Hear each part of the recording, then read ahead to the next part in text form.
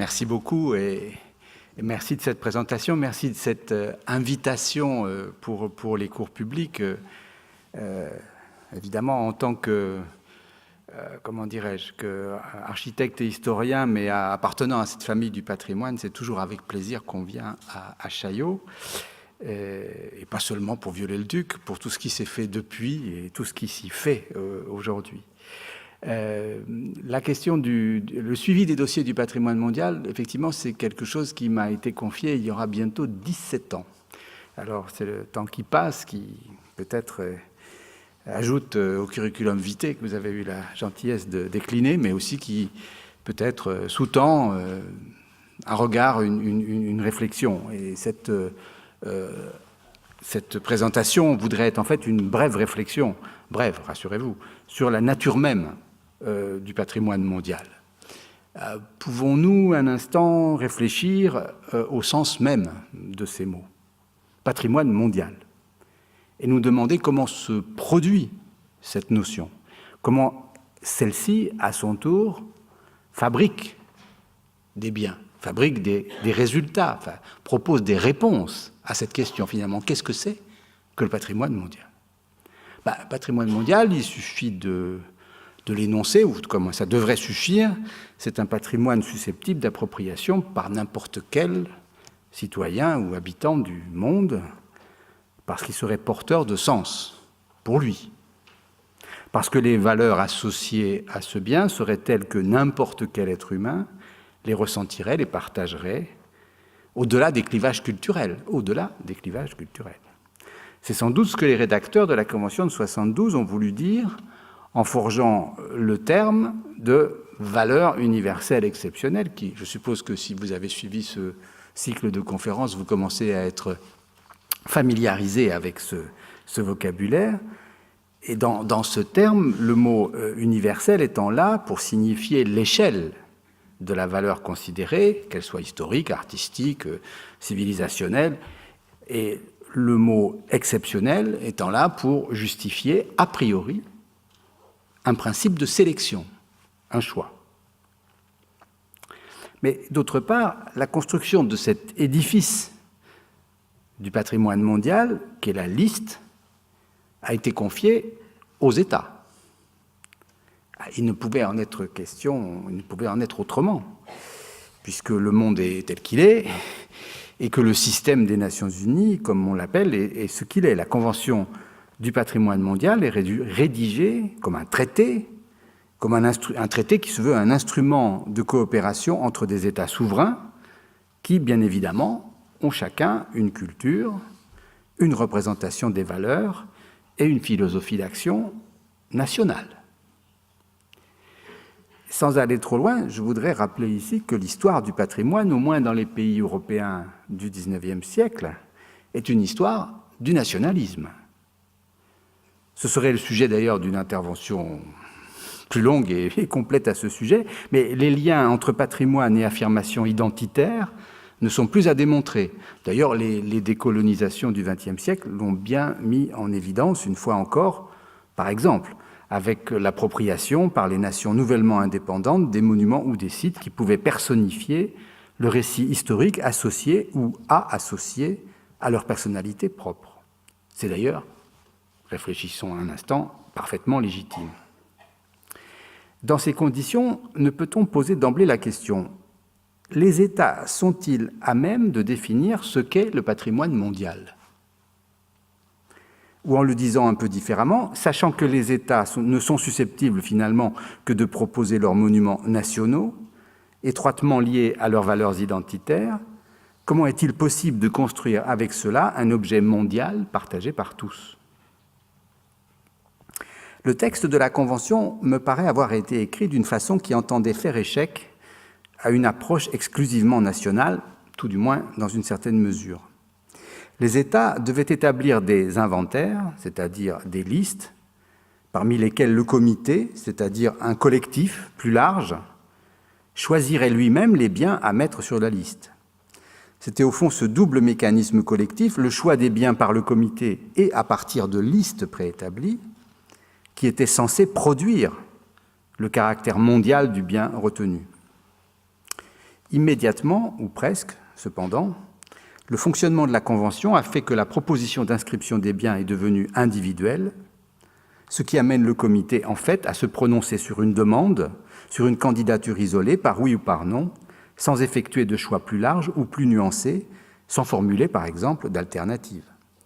Chaque pays présente donc, un par un, les biens qui sont ses champions nationaux, dont finalement l'entrée sur la liste mondiale ne vaut que comme la confirmation de leur excellence nationale, déjà reconnue, donnant du même coup à ces valeurs nationales une consécration mondiale, en les reconnaissant comme universelles.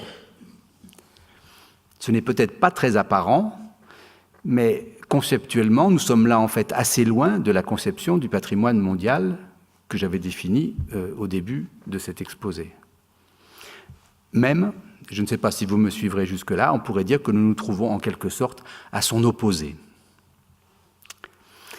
Cette réalité est en fait assez bien masquée par la dynamique du processus d'inscription lui-même. Car lorsque l'on a commencé la liste du patrimoine mondial, en 1978, on a d'abord puisé dans le stock des biens iconiques qui avaient une notoriété mondiale, acquise depuis longtemps, et qui faisaient immédiatement consensus.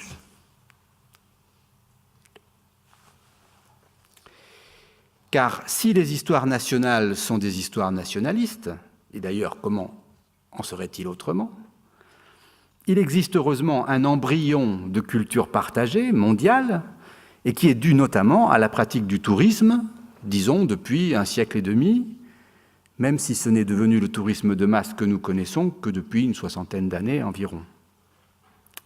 C'est dans cette culture touristique, qui est enracinée pour une part dans le tourisme au sens propre du grand tour européen du XVIIIe siècle, qu'un système de représentation presque spontané, en tout cas qui se nourrit plus d'images que de récits historiques, a fortiori de récits historiques nationaux, a reconnu les grands monuments du monde, du moins ceux que l'on pouvait considérer comme tels dans le troisième quart du XXe siècle.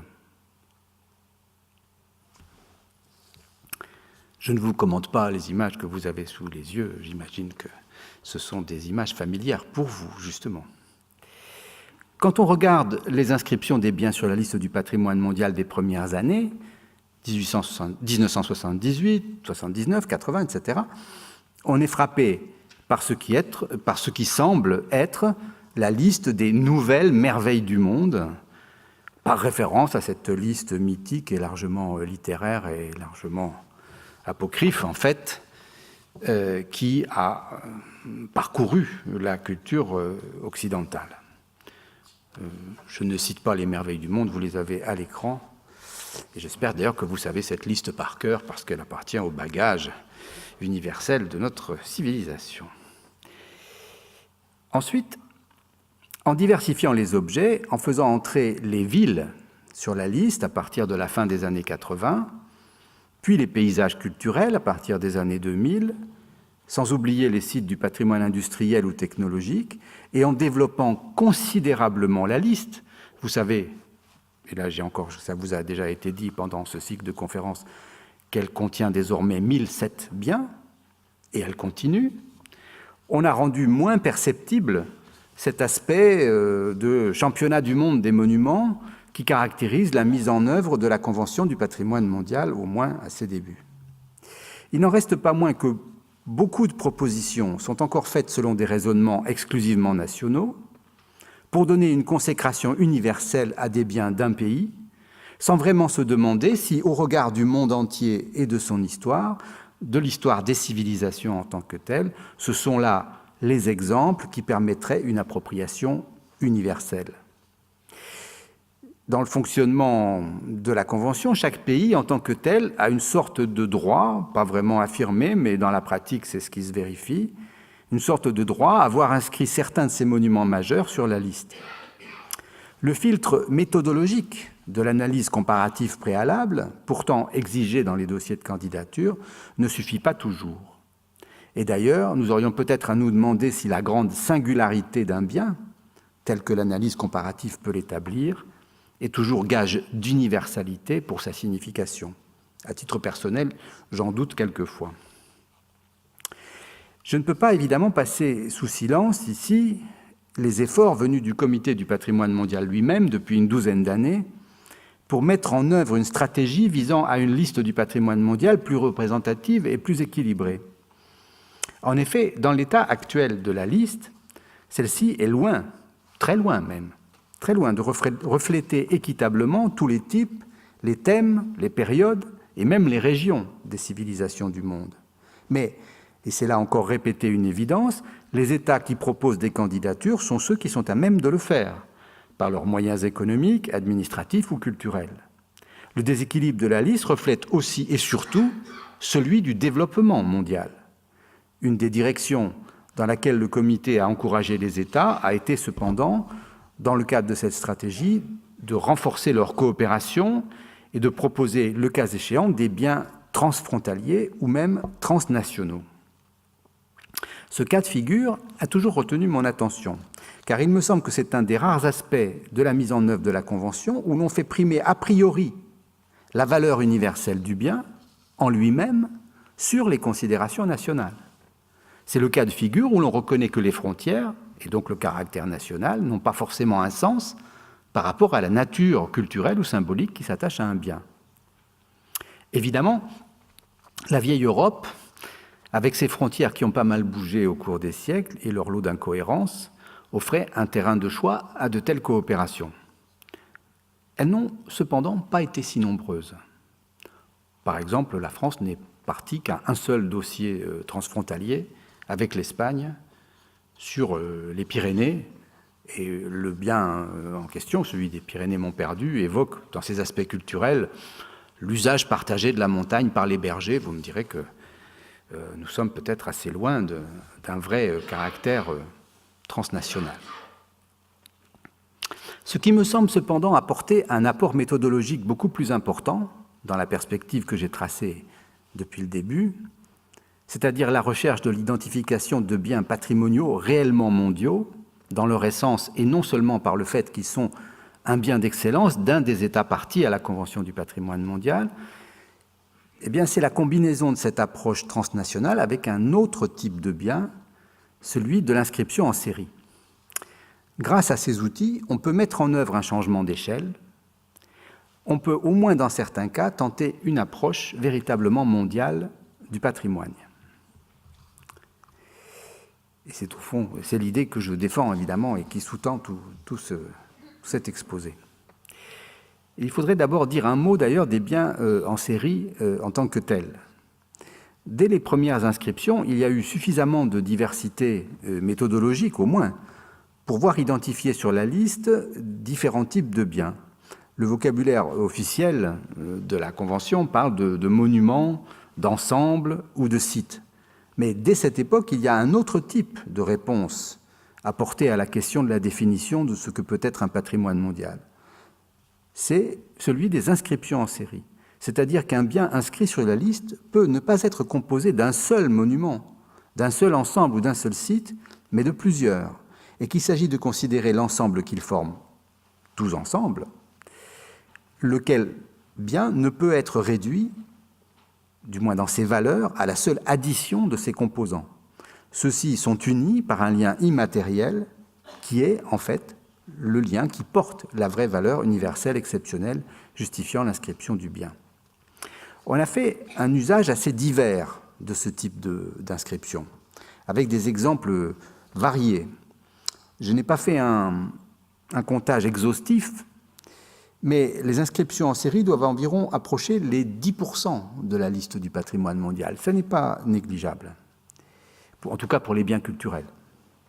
Les biens naturels obéissent évidemment à d'autres logiques. Le plus souvent, on a voulu réunir dans un même bien un ensemble d'éléments comparables, voire semblables entre eux, mais dont un seul serait insuffisant pour rendre compte du fait artistique ou historique donnant sa valeur universelle exceptionnelle au bien. Ces éléments se trouvent alors dans un même secteur géographique ou la même ère culturelle et composent véritablement une série, au sens strict, une suite de biens qui ont des caractéristiques semblables ou voisines. des sites fossilifères, des grottes préhistoriques, des sites archéologiques, des églises peintes ou des églises en charpente, des fortifications, des sanctuaires de pèlerinage.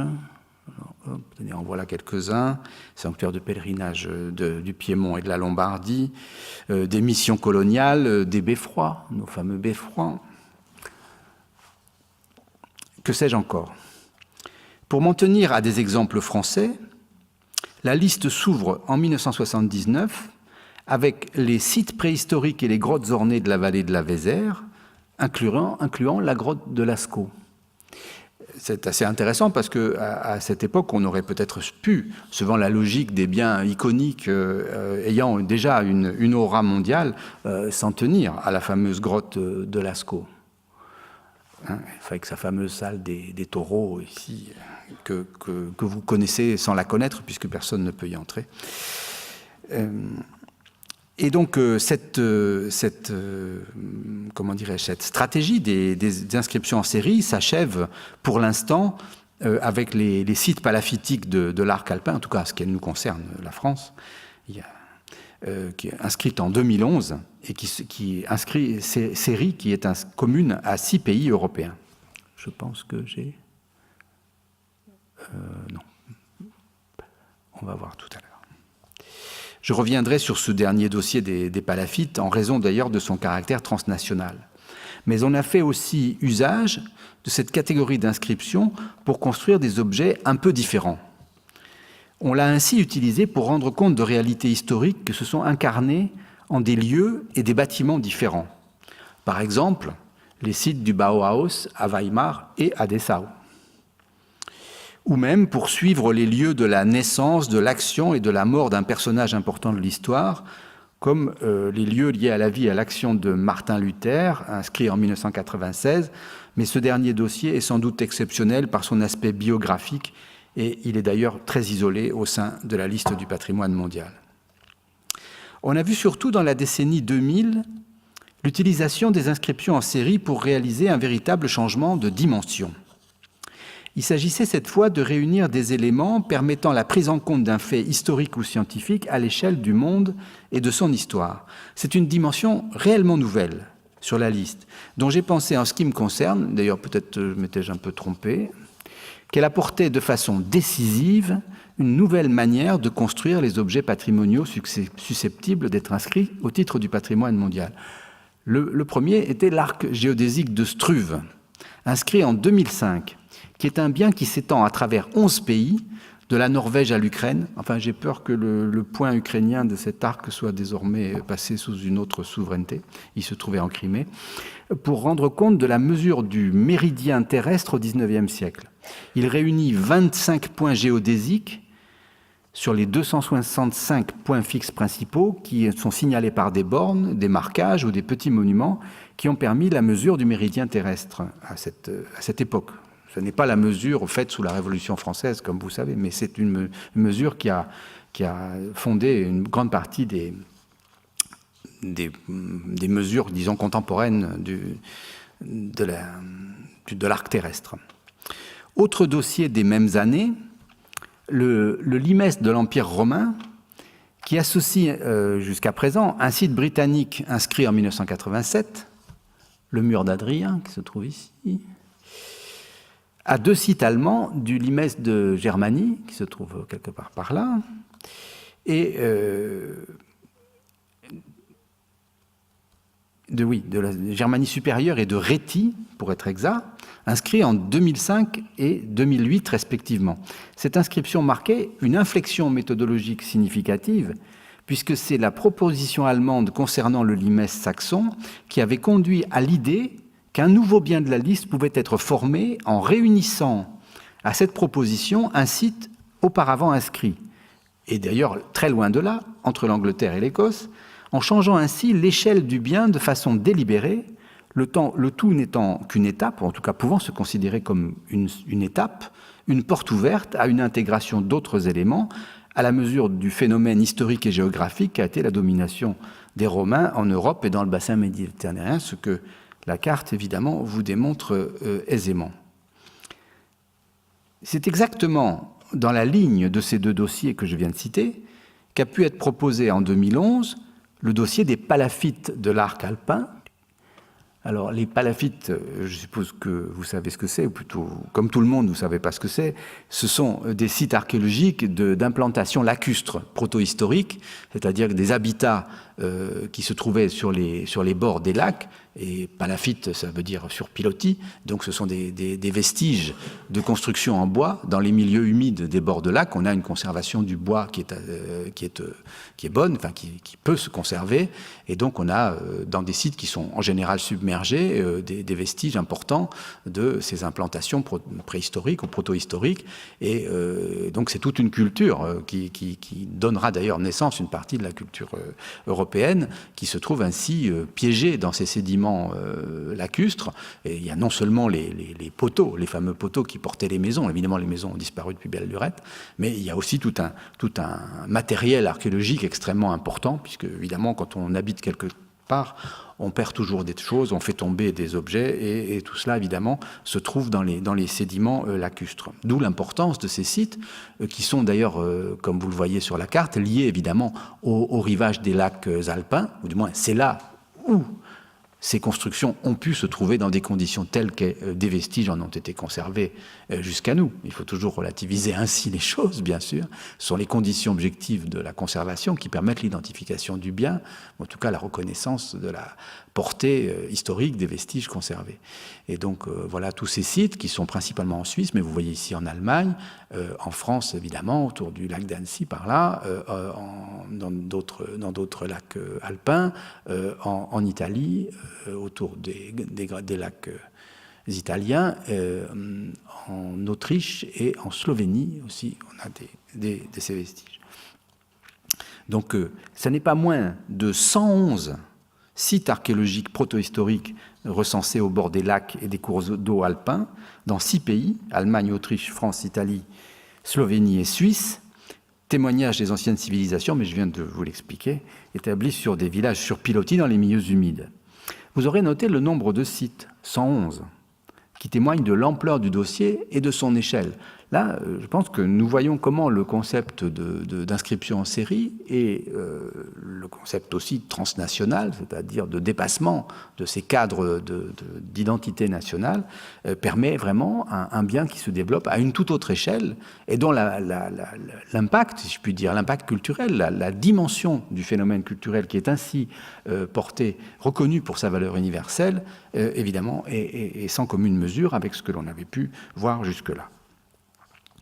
Un autre groupe d'inscriptions en série mérite encore d'être cité, celui des dossiers concernant les œuvres d'architectes ou de constructeurs importants de l'histoire. Vous voyez que nous nous approchons peu à peu de notre sujet. À vrai dire, ceux-ci sont peu nombreux, mais ils sont significatifs, au moins de mon point de vue.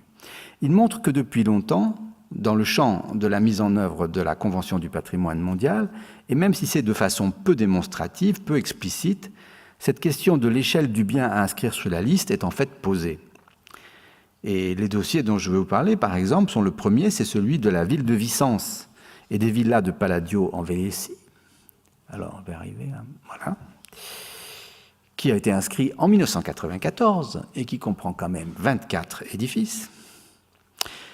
Et il s'agit aussi des œuvres de Antoni Gaudi, donc qui est une inscription à deux, si je puis dire, à deux moments, 1984 et 2005, qui a rassemblé non pas l'ensemble de l'œuvre de Gaudi, mais la plupart de ses œuvres majeures à Barcelone, pas ailleurs.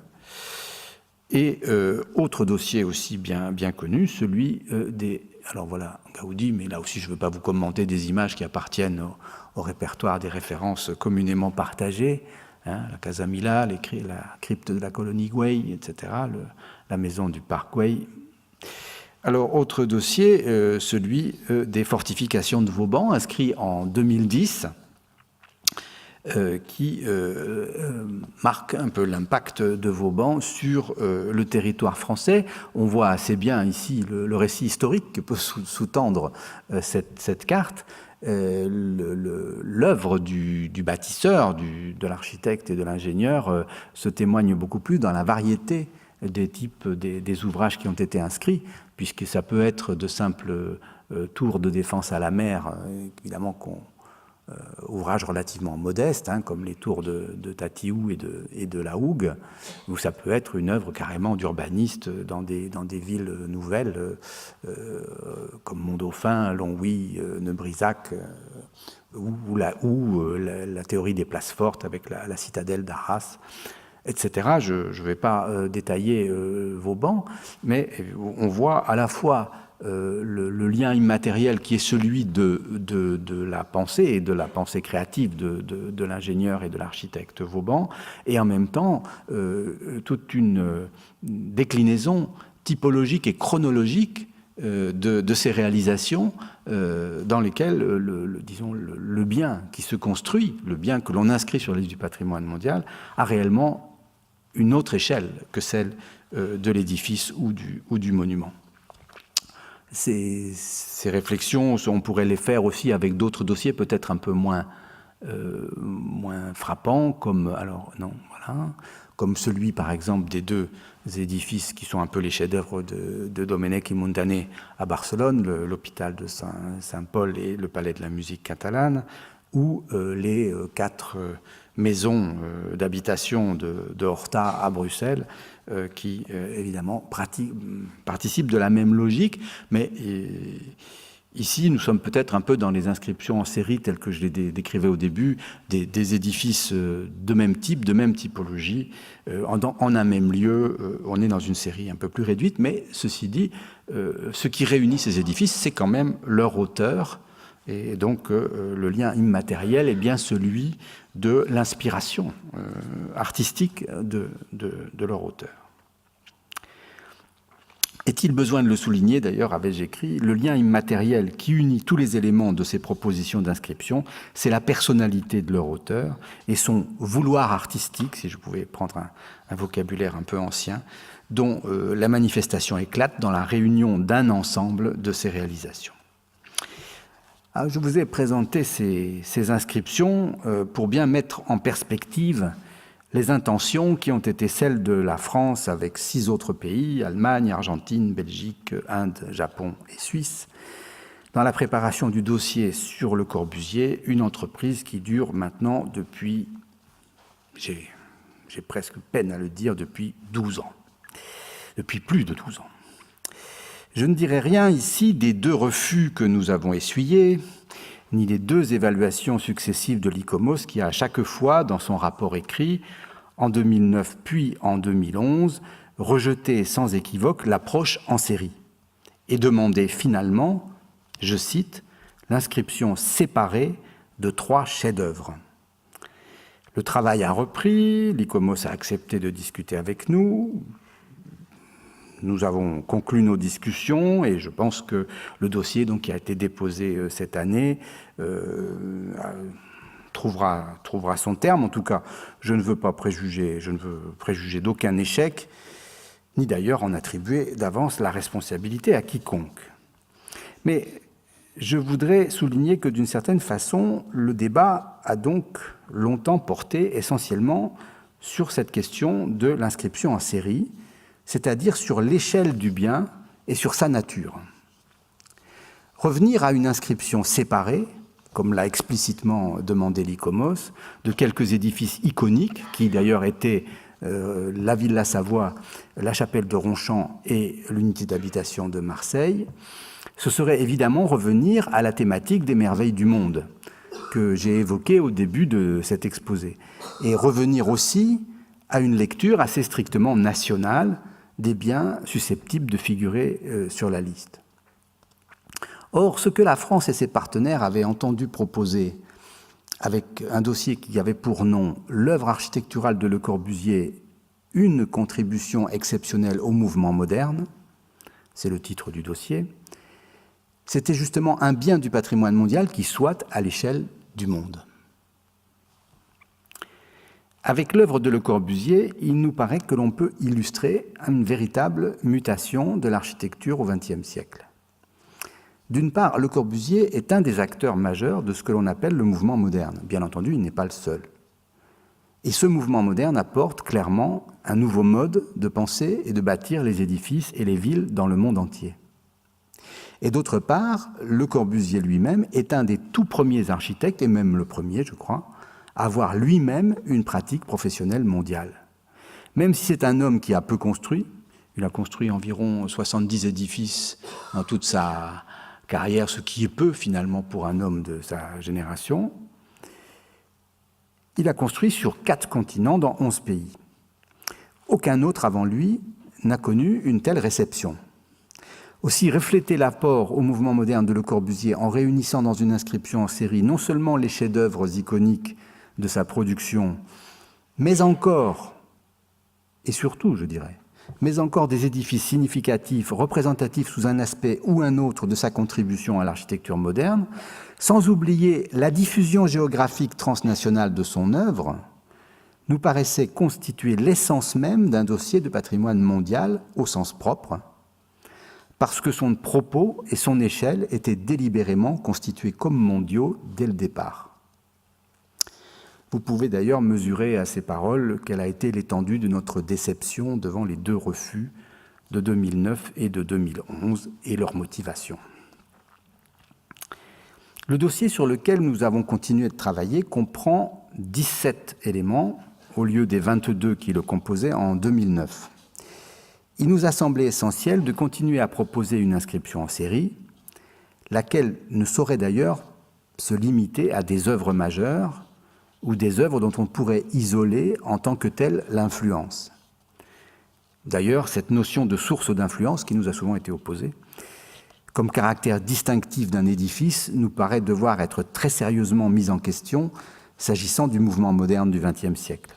Les modes de diffusion des idées et des créations nouvelles ne sont pas seulement dus aux édifices eux-mêmes, mais au développement des médias, aux publications, au contact entre les architectes et bien évidemment à l'action propagandiste des protagonistes du mouvement moderne eux-mêmes. Et Le Corbusier, pour ne parler que de lui, a été un théoricien écrivain prolixe, dont l'œuvre écrite s'est construite et diffusée, et largement traduite d'ailleurs, parallèlement à son œuvre bâtie. Il a été aussi, c'est un secret pour personne, un infatigable globe-trotter qui a multiplié tout au long de sa vie les conférences et les interventions auprès des architectes, des étudiants ou du public. C'est pourquoi, à côté des édifices qui ont pu être créés ou reçus immédiatement comme des manifestes, comme des modèles, par exemple les 2 maisons construites à la Weissenhof-Siedlung de Stuttgart en 1927, dans un contexte d'exposition exemplaire des nouveaux modes de concevoir l'habitat voulus par le Deutsche Werkbund et qui était dirigé par Mies van der Rohe.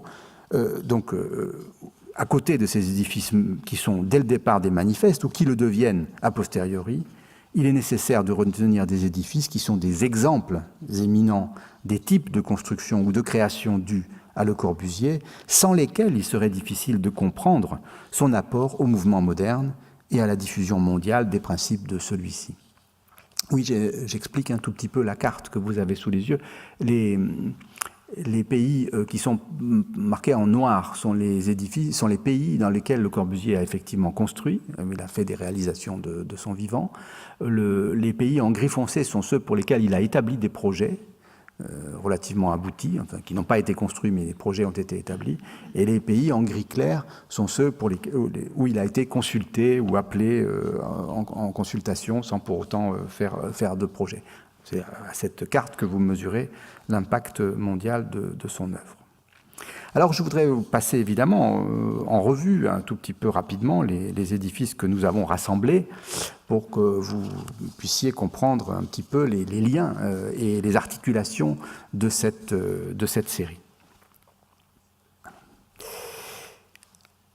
Dans un ordre chronologique, donc je vais vous présenter les 17 composants de notre proposition d'inscription.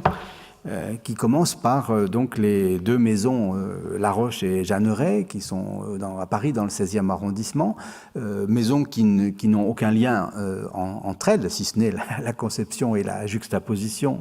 Enfin, il y a la maison d'Albert Jeanneret, qui est le frère de Le Corbusier, qui est une maison familiale pour une famille de 5 personnes, et qui pourtant est une petite maison, parce que le budget n'était pas très important. C'est cette partie, vous voyez, de l'immeuble, c'est ceci, la maison Jeanneret, tandis que de l'autre côté se déploie en L, avec ceci, la maison Laroche. Raoul Laroche est lui un célibataire, mais un banquier collectionneur, et qui est un homme évidemment qui a des moyens importants, et qui se comporte d'ailleurs un peu comme un mécène de Le Corbusier et Pierre Jeanneret, et pour lesquels Le Corbusier va réaliser cette maison, qui est non seulement une maison, mais un lieu de présentation de ses collections, puisqu'il collectionne évidemment l'art contemporain. Ces maisons donc de 1923 sont des maisons absolument révolutionnaires, en tout cas dans le contexte parisien. Le Corbusier supprime le toit pour remplacer par une terrasse. Évidemment, nous qui avons été, enfin je parle pour les architectes de ma génération, qui avons été à l'école à la fin des années 60, tout le vocabulaire Le Corbusier, la théorie des 5 points, et tout ça fait partie un peu de notre apprentissage. Il faut évidemment replacer ça dans un contexte historique pour se rendre compte à quel point il s'agit d'une véritable avant-garde. Et d'ailleurs, quand Le Corbusier réalise les maisons Laroche et Jeanneret, il n'a pas encore rédigé les 5 points, même si on peut ici déjà en trouver pas mal d'expressions, les fenêtres en bandeau, le toit terrasse. La maison Jeanneret est très impressionnante parce que vraiment, il y a un renversement du plan, c'est-à-dire qu'on habite en haut, le jardin est en fait le toit. Les pièces à vivre de la famille sont immédiatement en dessous, c'est-à-dire que vraiment la famille vit dans le haut de la maison, et en bas il y a les chambres et puis les services, dans une maison d'ailleurs dans laquelle il n'y a pas de place perdue. La maison Laroche, elle, évidemment, est une maison qui est beaucoup plus démonstrative, avec une vraie, d'ailleurs, promenade architecturale, ce que Le Corbusier théorisera aussi un peu plus tard. On trouve même ici, pour les 2 niveaux, c'est un duplex en quelque sorte, la rampe ici qui unit les 2 niveaux. Voilà tous les thèmes de Le Corbusier qui déjà se mettent en place, sans parler de la polychromie. Le deuxième élément sur la liste, qui est tout aussi ancien, de 1923, est la petite maison sur le lac qu'il construit en Suisse pour ses parents. J'ai mis ce dessin parce que Le Corbusier a tout à fait exprimé qu'il a d'abord fait le projet de la maison et puis qu'après il a cherché un terrain pour la construire. Donc même si sans doute, évidemment, c'est une maison de vacances, une maison de villégiature, une maison de loisirs en quelque sorte, et évidemment le site devait se prêter à ce type d'usage. La petite maison est une des premières réflexions sur l'habitat minimum. Vous savez que c'est aussi un des grands thèmes de réflexion de Le Corbusier, une cellule dans laquelle les choses sont, comment dirais-je, agencées de manière à faire une économie d'espace la plus grande possible, et auquel les rapports entre les fonctions, l'intérieur, l'extérieur, l'usage des vues, de la lumière, etc., est optimisé pour cette cellule minimum. Voilà l'édifice qui pourrait presque se comparer à un quartier si je puis dire, de bateau, un quartier dans le sens de zone réservée à l'habitat sur un navire. Nous sommes toujours en 1923. En 1924, incursion de Corbusier dans l'habitat ouvrier, dans l'habitat des travailleurs, avec une cité ouvrière qui construit pour l'industriel Henri Frugès à Pessac, dans la banlieue de Bordeaux. C'est une cité qui aura évidemment un drôle d'avenir, mais enfin et surtout qui sera assez mal reçue par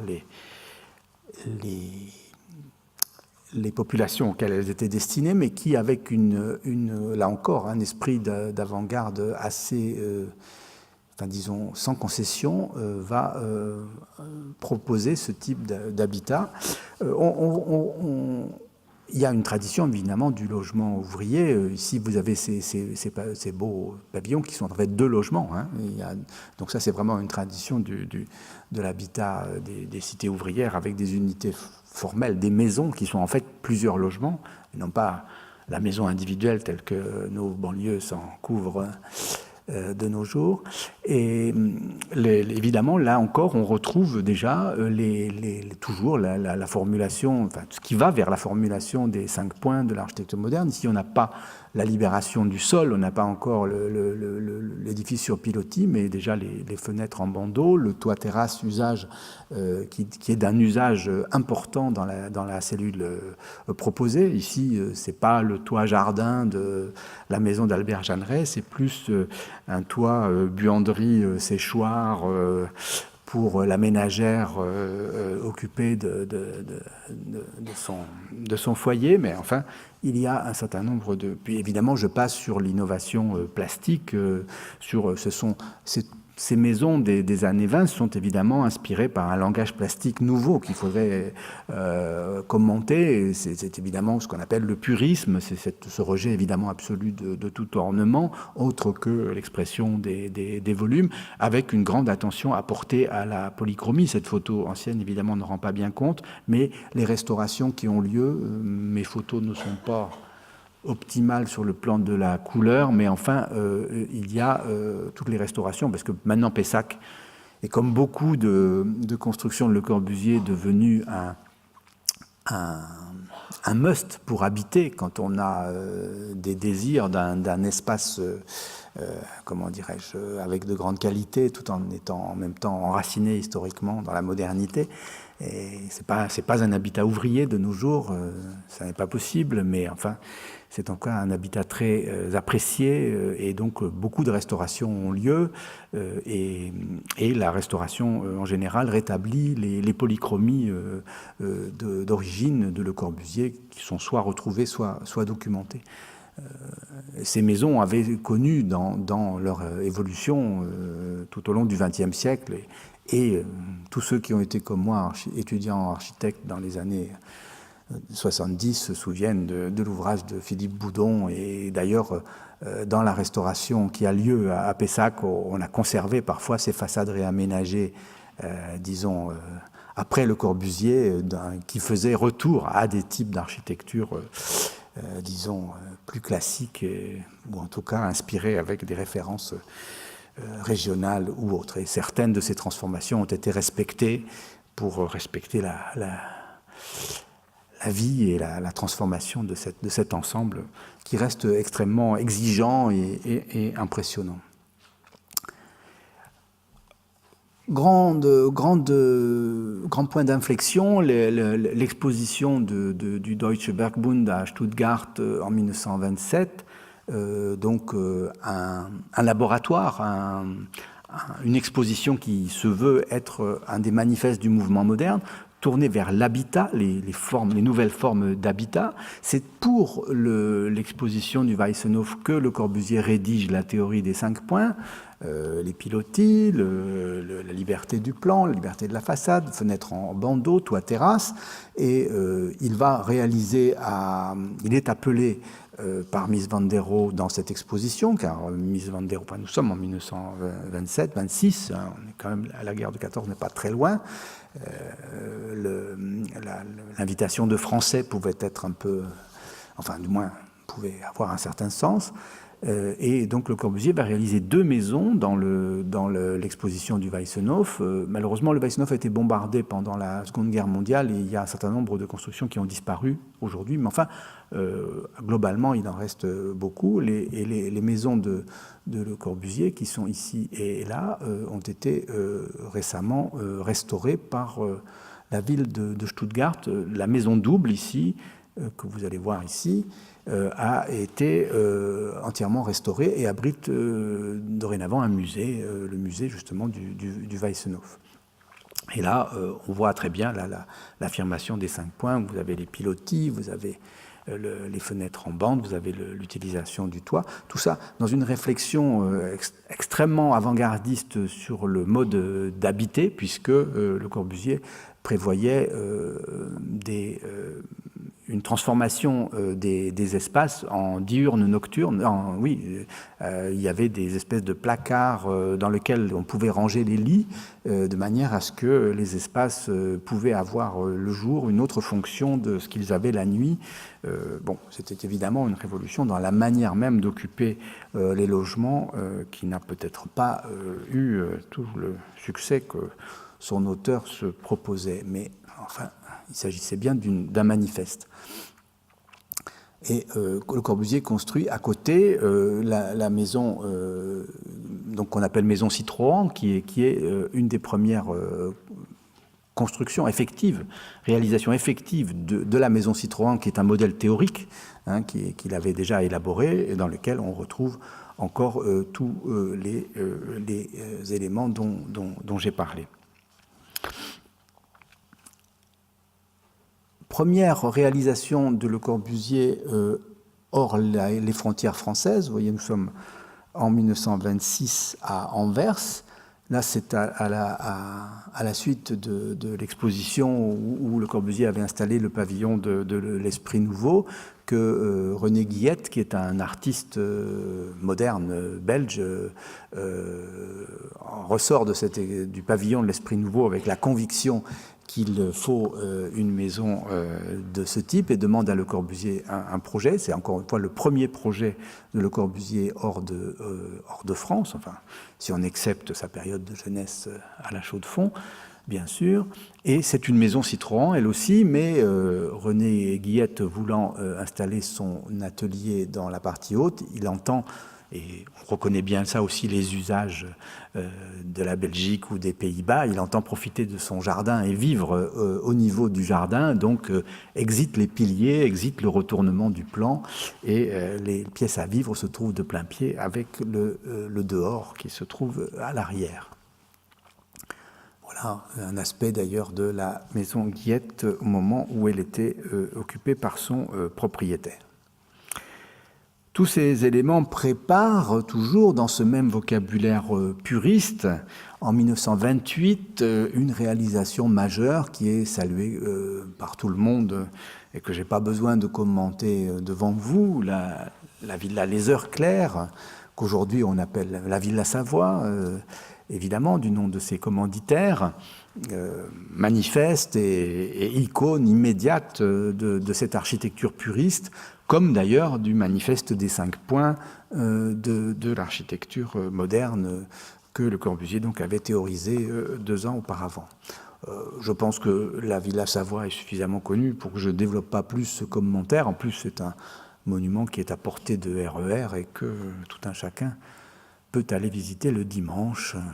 J'attire peut-être plus votre attention sur une chose qu'on voit rarement, qui est tout simplement le pavillon du gardien de la Villa Savoie, et qui est en fait d'ailleurs l'exacte construction d'une cellule d'habitat présentée par Le Corbusier au premier des congrès d'architecture moderne, et qui se veut elle aussi d'ailleurs un manifeste. C'est évidemment toujours une recherche sur l'habitat minimum et sur la cellule combinée de façon à une économie d'espace et à une polyvalence d'espace maximum. Ici, les portes qui séparent les différents espaces intérieurs de ce pavillon sont en fait des placards, et donc en bougeant le placard, on peut passer d'une pièce à l'autre. Évidemment, là encore, des concepts et des innovations qui prenaient le contre-pied de l'habitat tel qu'il était vécu à cette époque. 1930, immeuble Clarté. C'est la première réalisation de Le Corbusier et Pierre Jeanneret dans l'habitat collectif. L'immeuble Clarté est un édifice assez extraordinaire dans la mesure où c'est un édifice où l'ossature métallique permet ce que Le Corbusier souhaite, c'est-à-dire le plan libre et la façade libre. D'ailleurs, la façade est entièrement vitrée et ce sont parmi les premières réalisations, pas entièrement complètement, mais enfin déjà on arrive à un degré de transparence très important. Il y a 2 cages d'escalier avec des différents types d'appartements. Il y a des duplex, il y a des studios, il y a des 2 pièces, etc. Il y a tout un agencement de type. On n'est pas encore dans le concept qu'on verra plus tard de l'édifice des cellules à double orientation. Ici, les 2 côtés de l'immeuble correspondent à autant de logements, si je puis dire, dos à dos. L'édifice est en construction métallique et en verre principalement. Il a un haut degré de préfabrication et de standardisation. C'est aussi un des axes majeurs de la recherche de Le Corbusier. D'ailleurs, voilà clarté, encore quelques images. Il y a un socle dans lequel se trouvent des services et des commerces. Et là, vous avez l'autre façade et vous avez une idée des transparences. D'ailleurs, je crois que j'ai un escalier. Voilà, l'escalier de l'immeuble Clarté avec cet usage du verre qui est... et qui va se poursuivre sans l'autre réalisation immédiatement suivante dans notre liste, qui est l'immeuble locatif de la rue Ningesser-et-Colly, qu'on appelle aussi immeuble Molitor, parce qu'il est près de la porte Molitor à Paris. L'immeuble est situé sur la commune de Boulogne-Billancourt, mais au pied de la façade, c'est la limite de la ville de Paris, et donc la rue est parisienne. L'adresse aussi est parisienne, bien que l'immeuble soit de Boulogne.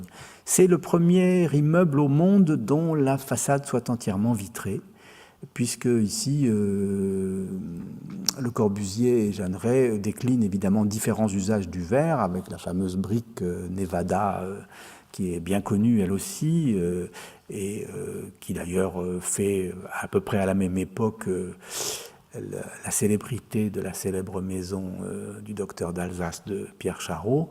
Et ici, évidemment, les vitrages sont doubles, les allèges sont en briques de verre, les fenêtres sont ouvrantes en bande. On a là encore une ossature sur pilotis qui permet la liberté du plan, la liberté de la façade. Je ne reviens pas sur ces concepts le corbusiéens très connu. Le Corbusier lui-même, dans cet édifice, achètera le dernier étage pour y faire son appartement dans lequel il a vécu jusqu'à sa mort en 1965. Voilà un aspect de son appartement qui comporte aussi son atelier d'artiste, je dirais, son atelier de peintre et de plasticien.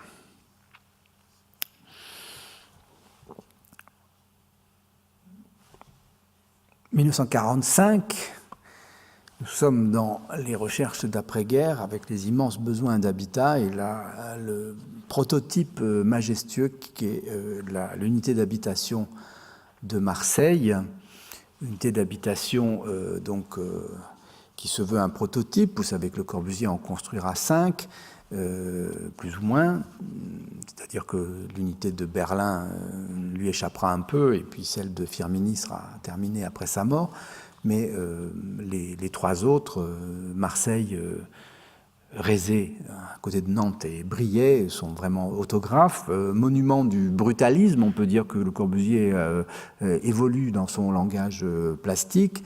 On abandonne ce purisme pour, au contraire, une certaine plasticité due aux matériaux. C'est aussi l'époque où les recherches de Le Corbusier l'ont amené à théoriser le système de mesure et de proportion qu'on appelle le modulor, avec toute une coordination dimensionnelle des éléments.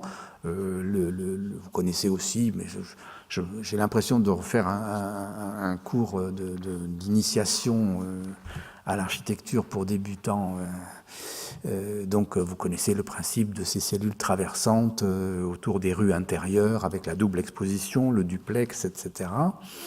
Les brise-soleil, les logis à brise-soleil, et un immeuble qui est conçu à la fois comme un objet plastique, comme une cité, comme un village, qui comprend un certain nombre de services, avec notamment la rue marchande, avec les boutiques et l'utilisation du toit pour des équipements publics. C'est là que se trouve l'école, c'est là que se trouve le gymnase, etc. Et puis les pilotis, le dégagement du sol, on pourrait dire, bien des gens ont déjà parlé abondamment de cet édifice qui est extraordinaire par tous ses aspects.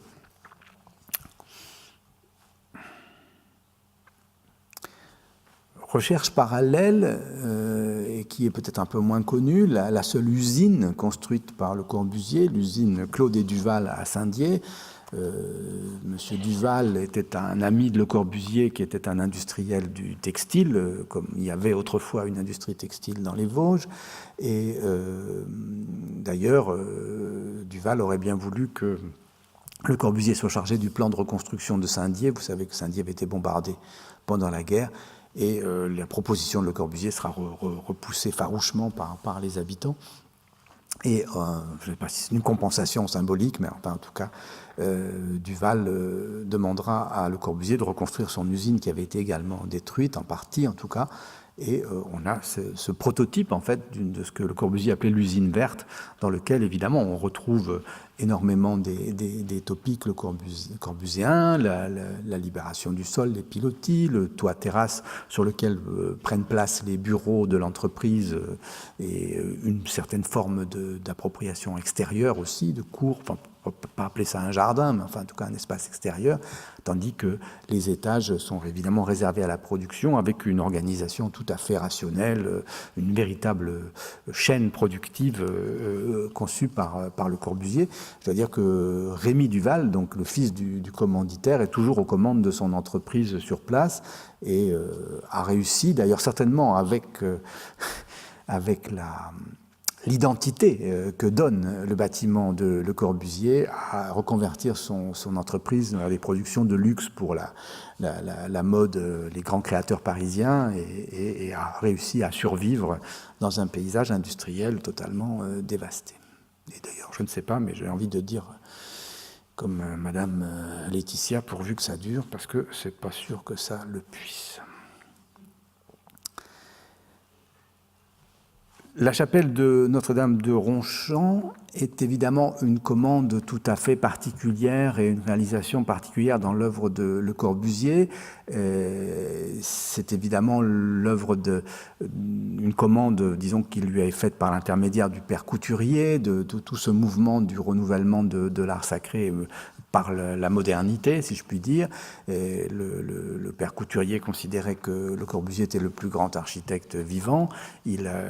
C'est pas lui le commanditaire direct, bien sûr, de Ronchamp, qui est encore une histoire de dommages de guerre, un édifice qui avait été sanctuaire de pèlerinage, c'est important à comprendre. C'est un sanctuaire de pèlerinage, c'est pas une église paroissiale, qui est située sur une colline avec un site extrêmement prégnant.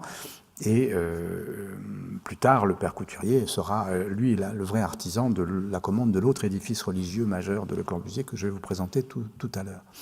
La chapelle de Ronchamp est un objet plastique absolument extraordinaire, dans lequel vraiment là on peut définir ce que Le Corbusier lui-même appelle le brutalisme, avec l'expression du matériau, l'expression plastique, des traces et des matières. Je n'ai pas non plus multiplié les images d'un édifice qui fait partie aujourd'hui de nos représentations, je veux dire, implicite, il fait vraiment partie de ce que l'on connaît de l'architecture moderne, ou de l'architecture du XXe siècle. Et d'ailleurs, c'est pas pour rien que Lycomos, puisque Lycomos s'était hasardé à nous désigner les 3 chefs-d'œuvre qui devaient être inscrits, celui-ci, évidemment, en faisait partie. Beaucoup plus, peut-être, d'ailleurs, sur le plan plastique, sur le plan œuvre d'art, sur le plan d'une architecture comme une sculpture, comme une méditation, comme un objet composé, que, évidemment, on est loin, là, des réflexions... on est loin. C'est le même homme, mais on n'est pas dans le champ des réflexions sur l'habitat, ou sur... que ce soit l'habitat minimum ou que ce soit l'habitat du plus grand nombre, et des préoccupations sociales, industrielles et finalement presque philanthropiques de Le Corbusier. D'ailleurs, à la même époque, Le Corbusier met au point ce qui n'était peut-être pour lui que, comment dirais-je, que le moyen de s'installer pour les vacances, et nous ne devrions peut-être pas trop sacraliser cet objet, et pourtant cet objet, si modeste d'apparence, je dirais qu'il est même plus que modeste, en tout cas dans l'apparence, avec son petit toit en fibrociment et ses dosses, son revêtement de planches, de croûte de sillage, en fait, de déchets de scierie, on peut dire, est devenu une icône absolument de l'habitat et d'un œuvre d'art total dans lequel l'homme peut habiter. Voilà l'intérieur, édifice dans lequel, à l'usage de Le Corbusier lui-même, qui fait à peine 15 mètres carrés, et dans lequel Le Corbusier peut trouver un couchage, des rangements, un coin de travail, évidemment, aussi des commodités sanitaires, et voilà. Et évidemment une expression plastique qui est celle de la couleur, qui est celle du matériau, qui est celle de l'agencement de ces éléments qui entourent l'homme qui vit là. Le rapport évidemment aussi à l'extérieur avec les deux seules fenêtres qui sont ici, mais qui évidemment s'ouvrent sur la mer et sur un paysage extrêmement cadré, extrêmement mis en scène. Cette chose qui était peut-être pour Le Corbusier une réalisation, on va dire, assez intime, assez modeste, est devenue aujourd'hui une véritable icône. C'est l'œuvre de Le Corbusier la plus reproduite. Il en existe des reproductions, il en existe plusieurs. Alors je ne crois pas que ça atteigne des chiffres considérables, mais en tout cas, il existe plusieurs reproductions, peut-être presque une demi-douzaine, et qui se trouvent dans des musées ou qui ont été vraiment reprises comme des manifestes, comme des expérimentations. Et là, on a je dirais, la quintessence, le paroxysme de cette réflexion sur la cellule minimum autour de l'homme. Évidemment, je ne sais pas si Le Corbusier avait conscience des enjeux de la densité de population ou de l'avenir de l'humanité ou autre, quand on voit les problèmes que se posent dans les mégapoles informelles que sont les cités d'Amérique latine ou d'Asie. On se dit que cette réflexion sur l'habitat minimum, qui pouvait évidemment être étrange à proposer aux habitants de Saint-Dié en 1945, finalement prendra une dimension historique certainement prophétique, à mon avis. Enfin, nous verrons bien. En tout cas, moi, je ne le verrai pas, mais nous verrons bien. L'histoire le dira. 1949, la seule réalisation effective, autographe de Le Corbusier en Amérique latine, qui est la maison du docteur Courruchet à La Plata. Le Corbusier a eu une postérité très grande en Amérique latine. Il a durablement influencé la génération d'architectes qui a construit tout ce que vous connaissez, les Lucio Costa, les Niemeyer, Oscar Niemeyer, etc., qui se réclament d'ailleurs explicitement de lui. Il avait été consulté pour le ministère de l'Éducation à Rio de Janeiro, etc. Il a fait des conférences, il est allé là-bas, il a fait le plan aussi pour Bogota, qui n'ont pas été réalisés, etc.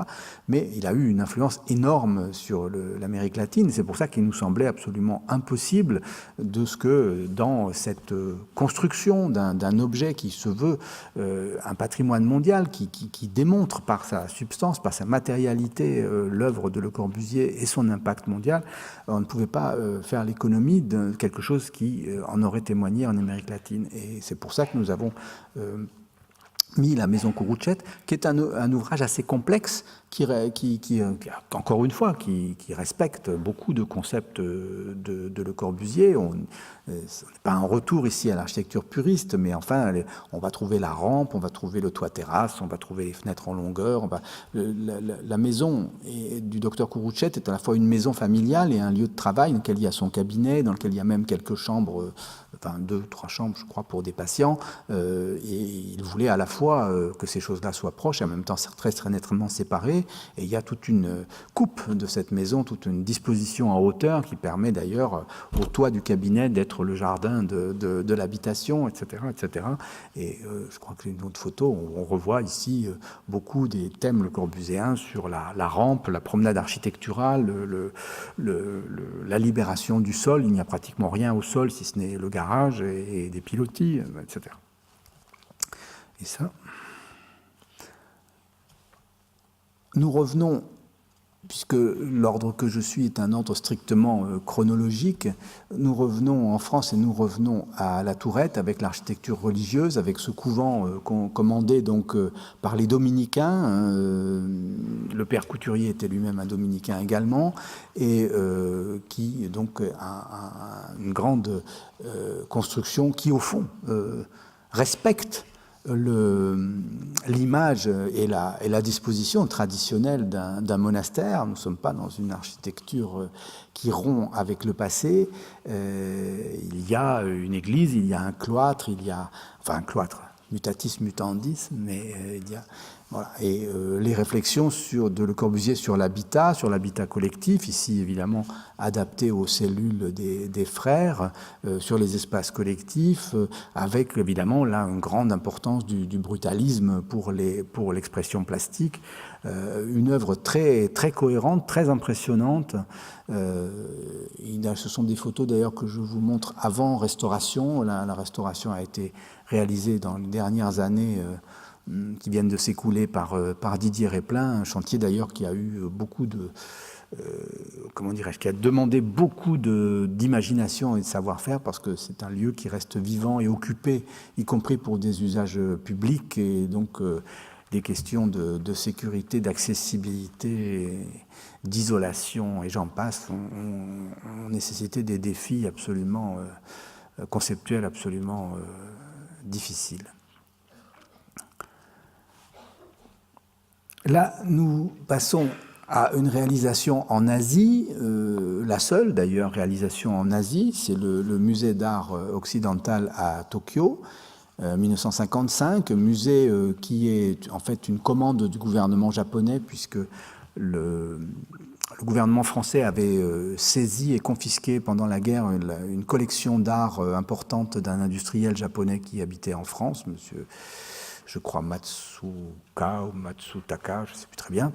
Et donc le gouvernement français a rendu cette collection au Japon à la condition qu'elle serve à la constitution d'un musée d'art occidental de manière à faire découvrir aux Japonais l'art de l'Occident. Le Corbusier applique ici un concept qu'il a développé dans ses théories d'architecture et ce qu'il appelle le musée à croissance illimitée. Un musée qui se base sur le principe d'une spirale carrée, si vous voulez, et dont, en théorie, qu'on peut poursuivre à l'infini pour agrandir l'édifice en fonction des besoins. Il a réalisé d'ailleurs cet objet 3 fois, 2 fois en Inde, à Chandigarh et à Ahmedabad, et ici à Tokyo. Il n'a cependant pas dirigé la construction lui-même, ce sont ses élèves japonais d'ailleurs, Maekawa et celui dont j'ai oublié le nom, qui l'ont réalisé. Je crois que voilà le vide central autour duquel démarre la fameuse spirale qui ici abrite les collections de sculptures du XIXe siècle avec les Rodin et autres, et vous voyez aussi le principe de la rampe qui permet de relier les différents niveaux. Il y a un lanternon central, tandis que autour de ce vide s'enroulent les espaces d'exposition. Chandigarh est une... Alors, je dois dire que la présence de l'Inde dans le dossier est évidemment, était pour nous un objectif dès le départ. Cette réalisation de Chandigarh est suffisamment importante pour... alors, nous avons eu quelques valses hésitations, on va dire, des autorités indiennes qui, dans un premier temps, ont eu un peu de mal à comprendre pourquoi ces édifices qui, pour eux, sont subactuels, pouvaient être un patrimoine. Et c'est là où on a bien vu quel peut être, je ne dis pas le conflit, mais en tout cas la balance entre patrimoine national ou patrimoine mondial. Et je pense quand même que maintenant, même si c'est peut-être seulement une minorité, beaucoup d'Indiens considèrent Chandigarh comme un patrimoine indien et pas simplement comme quelque chose qui est arrivé là un peu par hasard. Mais nos interlocuteurs indiens nous ont dit, enfin nos interlocuteurs, ceux qui étaient convaincus, nous ont dit, vous vous rendez pas compte de l'importance de ça, c'est à la fois l'importance c'est l'âge de l'indépendance, et en même temps que nous accédons à cette majorité politique, nous accédons à la modernité, et l'Inde entre dans le concert des nations, et la portée symbolique de cette chose est très importante. Alors évidemment, Le Corbusier est l'auteur de ce plan et de l'urbanisme de la ville, dans lequel il a construit aussi énormément de choses, et notamment tout le secteur 10 et tout le secteur 17 sont quasiment tous autographes de Le Corbusier, avec évidemment Pierre Jeanneret qui résidait sur place, mais on a, d'accord avec nos collègues indiens, sélectionné pour l'inscription le secteur du Capitole, c'est-à-dire les édifices publics majeurs, les édifices politiques, le secrétariat, la haute cour et l'Assemblée, qui forment évidemment un ensemble absolument confondant. Alors là, je ne peux pas vous conseiller de prendre le RER pour aller voir, mais si jamais vous avez l'occasion d'aller là-bas en Inde, n'allez pas seulement à dos d'éléphant quelque part, allez à Chandigarh, c'est un endroit absolument extraordinaire. Il y a ce secteur du Capitole où dans la générosité des espaces est prodigieuse et qui combine alors le secrétariat, une espèce de grand immeuble de bureaux et d'administration, sur le toit duquel j'ai pris cette photo, et nous voyons ici l'édifice de l'Assemblée avec le puits de lumière de la salle de l'Assemblée de l'État du Pendjab, et ici la haute cour de justice. Bon.